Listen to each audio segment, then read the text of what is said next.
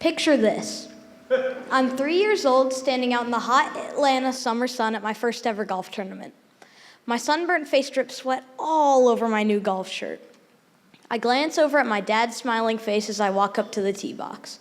For his whole life, all he ever wanted was to have at least one of his children take up his love for golf. I return his smile before swinging my driver back with all my strength and hitting the ball backwards into a muddy pond behind the tee. With my hope drained, I thought, what am I even doing here? I could be at home under the covers, but instead I'm here, hot and miserable. I really just want to be like a regular 3-year-old freely coloring. For the next few years, I had many bad shots like this. I even got last in some tournaments, and I certainly never won. But I never gave up. My parents taught me to never give up. And every once in a while, I'd hit that perfect shot right down the center of the course. And I was chasing that feeling. And now that I'm 11 years old, I still am. While I love all my lower school teachers here at Pace, especially Miss Thwaite, Miss Hutchison, and my 5th grade teachers, my dad introduced me to 2 pretty cool new teachers, Mr. Jones and Mr. Nicholas. Jack Nicholas once said, "Success is not about being the best. It's about being better than you were yesterday." And I'm always trying to be just a little bit better than I was yesterday. And Atlanta's own Bobby Jones once said, "Golf is the closest game to the game we call life. You get good breaks from bad shots and bad breaks from good shots, but you just have to play the ball where it lies." This quote is still relevant to this day because in golf, you just have to take the risk and see what the next shot is. Should I take that shot through the trees? Should I put that shot lying just off the green? Should I hit that shot over the bunker?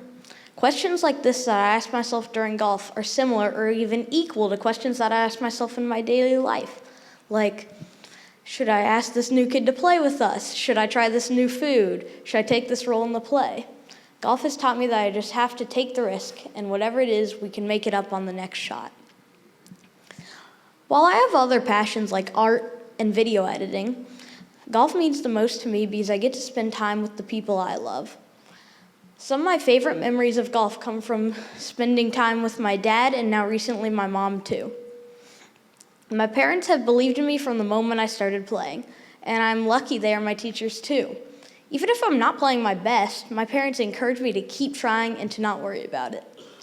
Now, I would like to welcome my fellow classmate and friend, Annika, to share her take on love and how she developed a love of trying new things and learning in the process.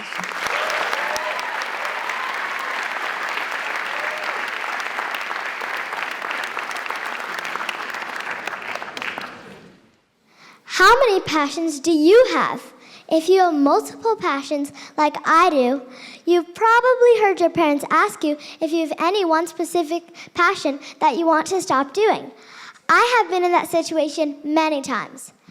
Every time my parents ask that repetitive question, the answer always is, I love all of my passions. It's impossible for me to choose one to leave.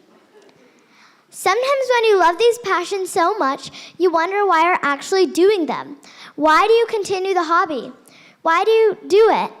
You do those passions because you want to learn about them. You want to get better at them. So if you have any hobby, you have also developed a big passion for learning. Not only academically, but learning during your activities too.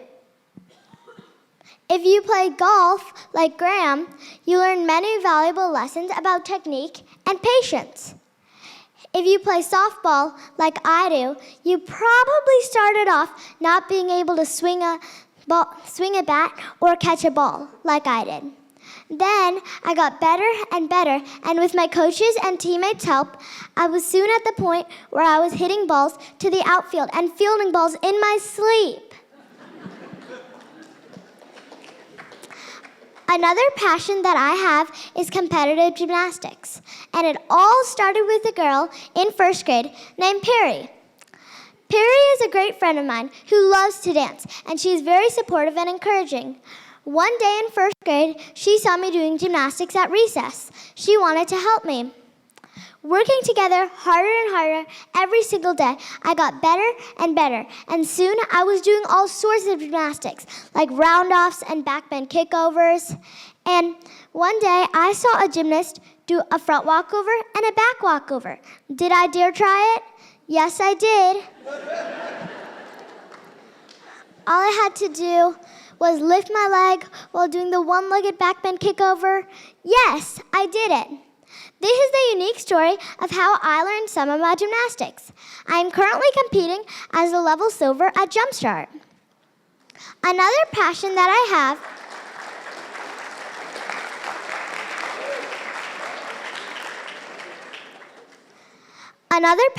I have is competitive swimming. Did you know that math is really important in swimming? How? Well, one length of the pool is 25 meters. 2 lengths of the pool is 50 meters. Can you guess what 3 lengths of the pool is? 75 meters.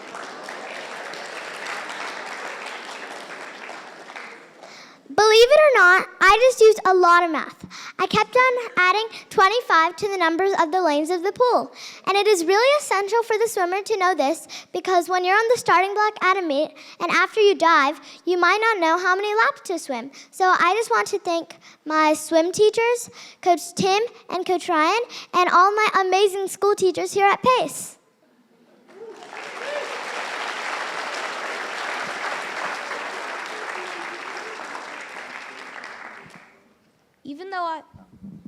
Even though I haven't competed in gymnastics competitions or played softball like Annika has, I understand her passion for all her hobbies because it's the same way I feel about golf. Whether you have one thing you really care about or a million, it is important to put your all into it and show your love for your craft so that others can notice it too. And it's okay to have multiple hobbies, but it's also okay to be focused on one important passion. As long as you put your all into it, you can get to where you want to be. With your coaches, teammates, parents, and family's help, you can do anything that you want to. You can achieve your goal. I just want to thank my family for being great teachers too. From Pace to sports to arts to our families, we are all so lucky to have teachers who constantly want us to get better. I totally agree, Graham. And perhaps the most valuable teachers are ourselves. Thank you.